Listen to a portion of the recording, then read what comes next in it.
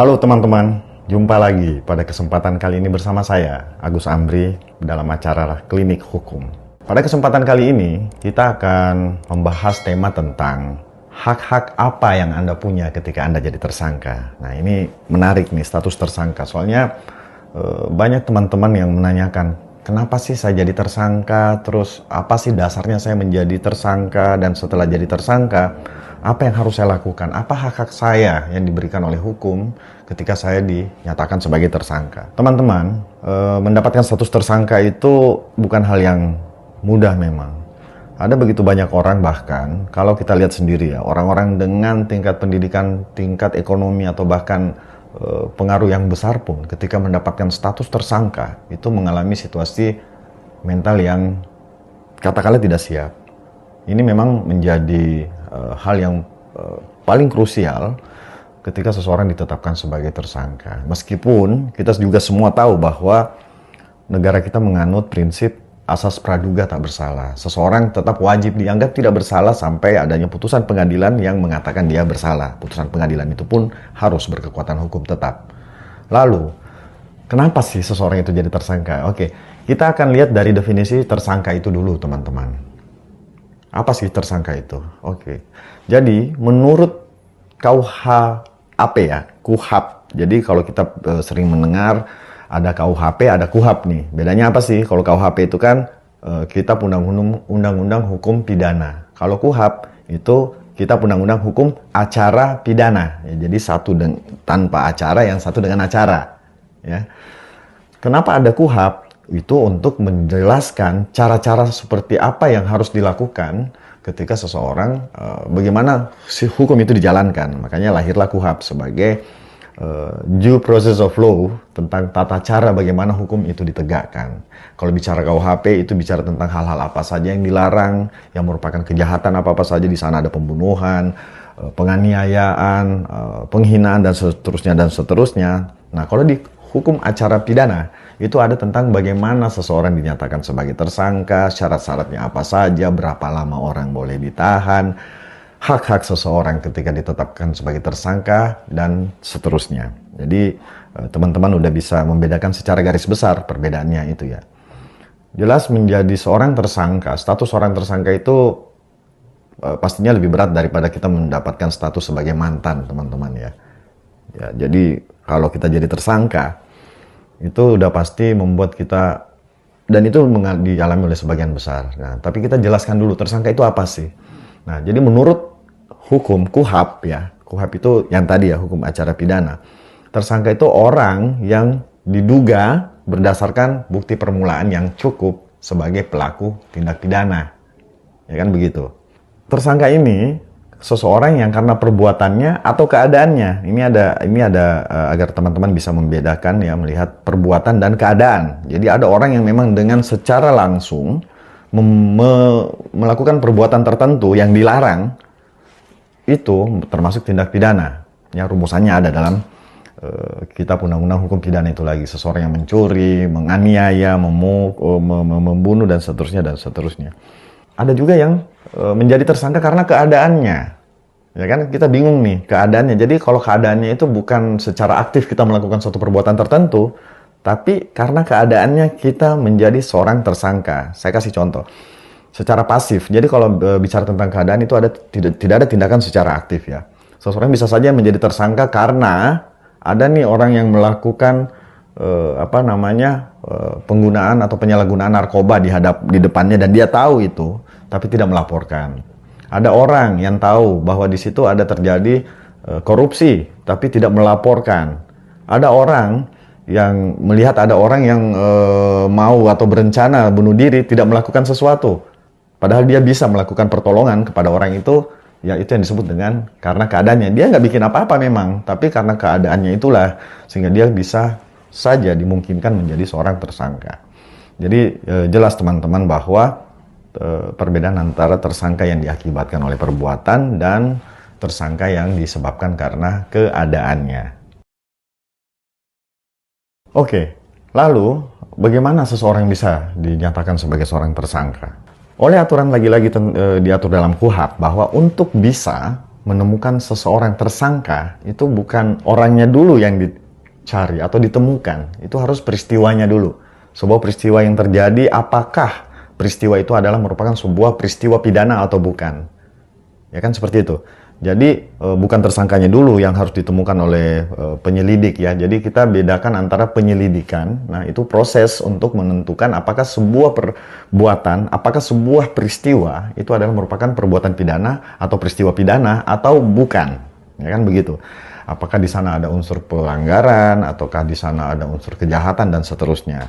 Nah, jadi serangkaian kegiatan yang dilakukan oleh penyelidik ya. Jadi kita harus bisa bedakan nanti yang mana penyelidik, yang mana penyidik. Nah, kalau penyelidik itu semua anggota kepolisian itu adalah penyelidik. Nah, tugas penyelidik itu adalah mencari dan menemukan ada atau tidaknya peristiwa pidana dalam suatu peristiwa tertentu. Nah, jika ternyata kemudian ditemukan sebuah peristiwa yang diduga kuat merupakan peristiwa pidana. Jadi gini nih, ada penemuan contoh ya, kita kasih contoh biar ini jadi lebih sederhana. Saya harap bahwa kita sama-sama bisa belajar hukum dengan cara yang paling fun, dengan cara yang paling mudah dimengerti.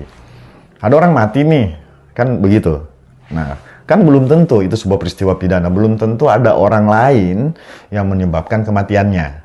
Bahwa di sana ada peristiwa yang namanya orang meninggal nih, ditemukan sesosok mayat, kan seperti itu.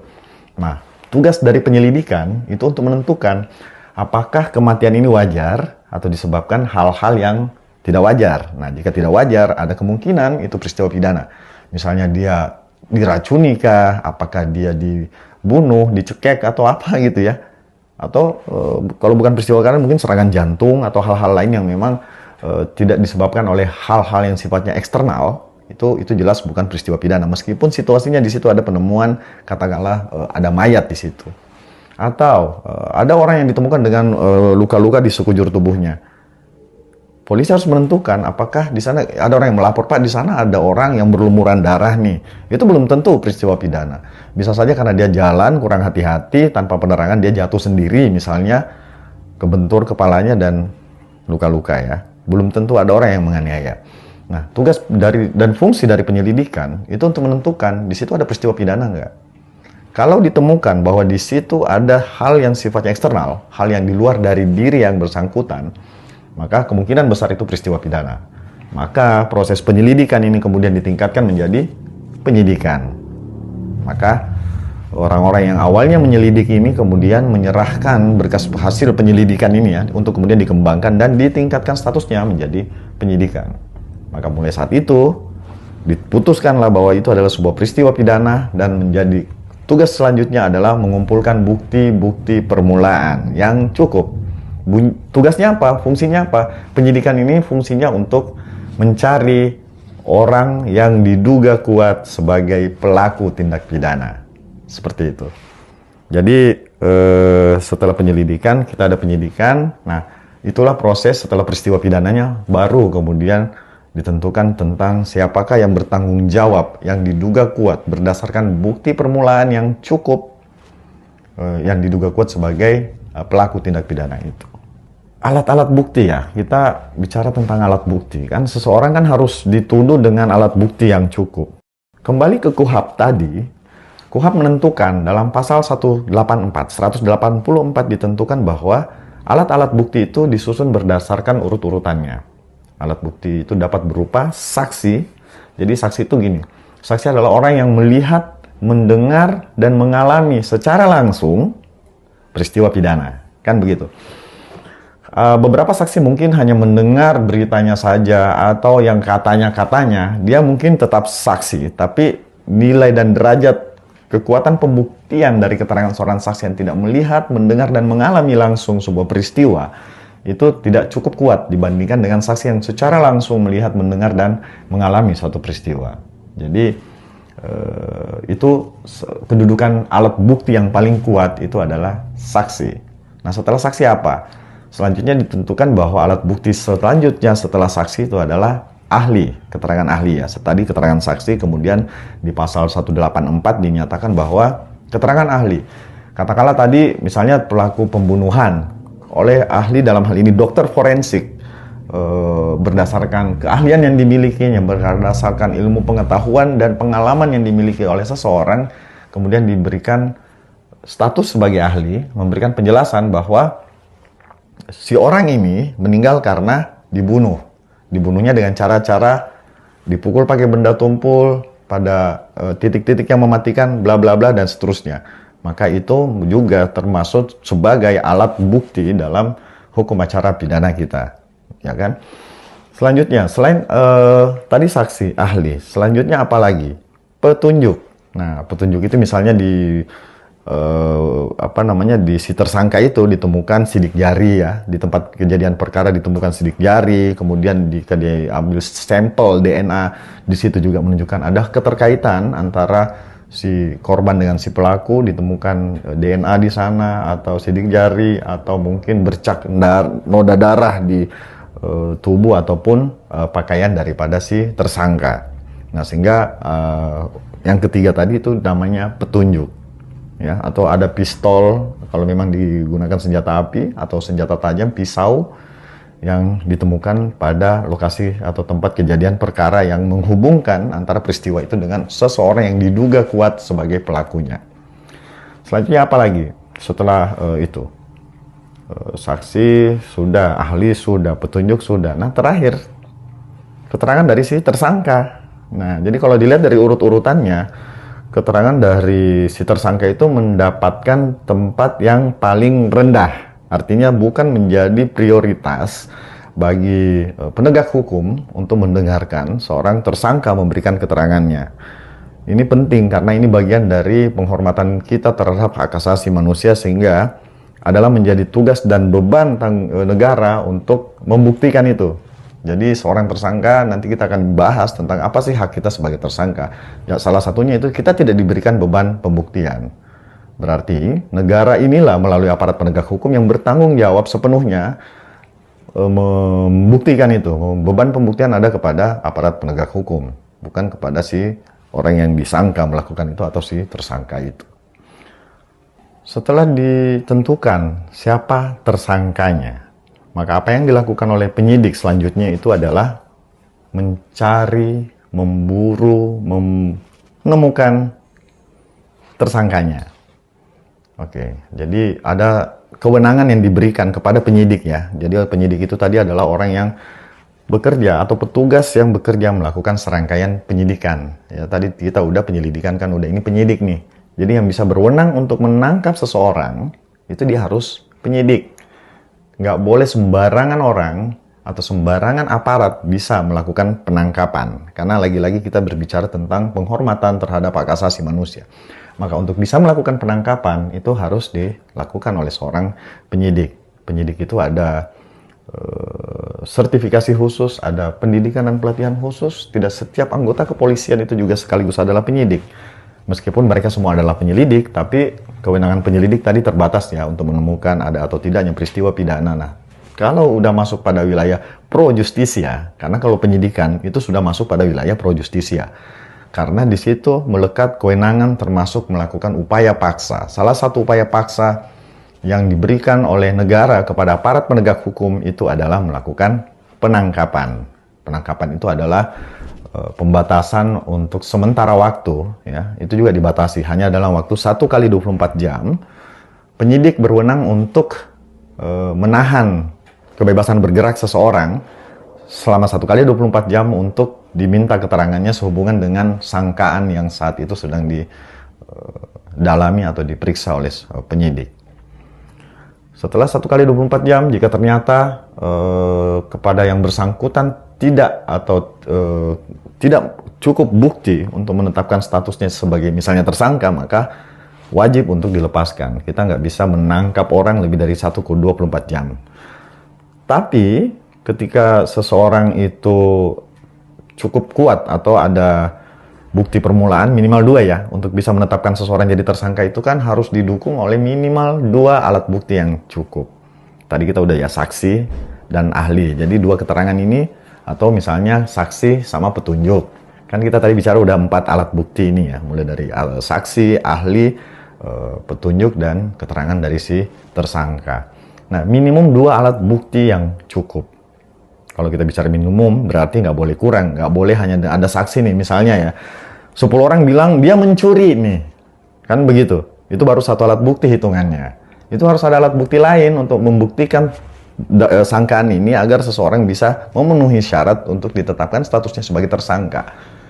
Harus ada alat bukti lain, misalnya petunjuk. Itu Pak, barang yang dia curi itu ada masih sama dia. Misalnya kita tuduh orang, 10 orang nih kompak atau 5 orang kompak bilang dia mencuri, terjadi persesuaian keterangan antara yang satu saksi dengan saksi yang lainnya, kemudian ditemukan barang bukti yang disangkakan itu adalah merupakan atau hasil kejahatan atau alat atau benda atau sarana yang digunakan untuk melakukan kejahatan itu ditemukan, maka itu sudah dinyatakan sebagai bukti permulaan yang cukup.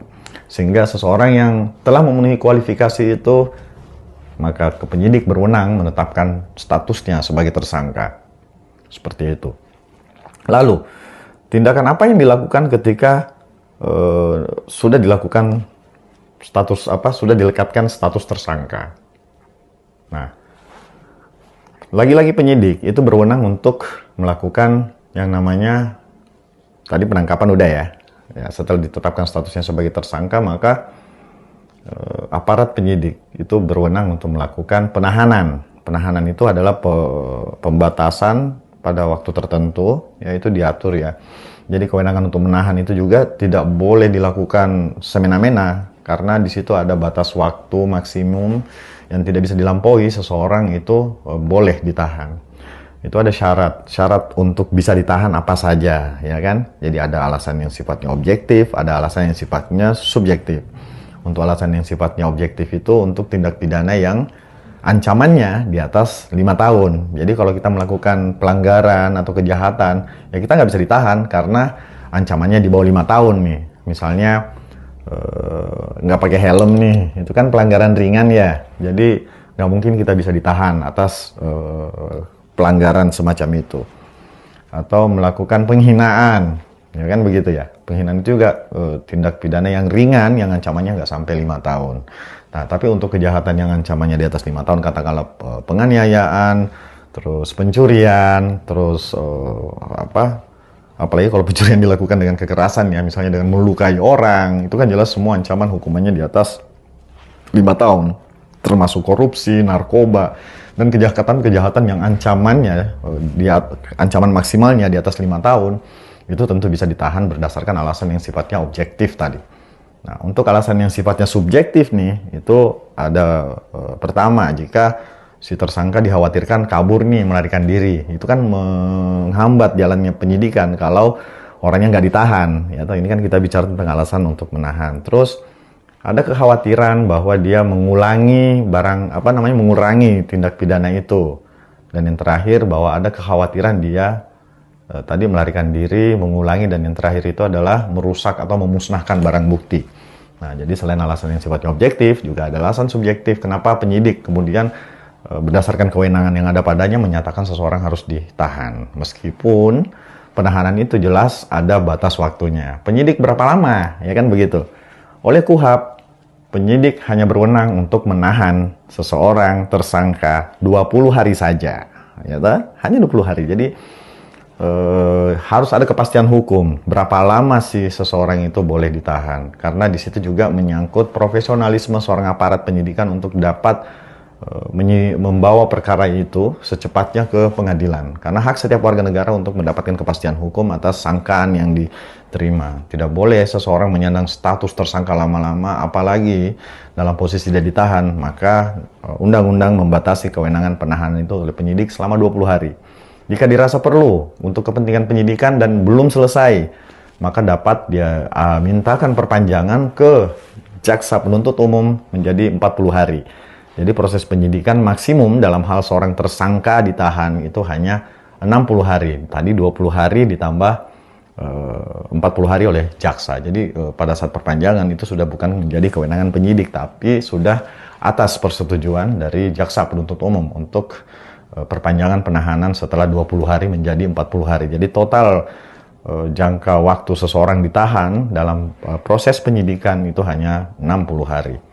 Nah, ini juga untuk memberikan kepastian hukum teman-teman ya. Jadi tidak perlu khawatir sebenarnya, karena sekali lagi tersangka bukan berarti orang yang sudah pasti melakukan atau melakukan kejahatan yang dituduhkan. Tentu nanti kita akan bicara tentang apa hak-hak seseorang ketika dijadikan sebagai tersangka dan bagaimana itu bisa dilakukan oleh semua orang, menjadi hak semua warga negara.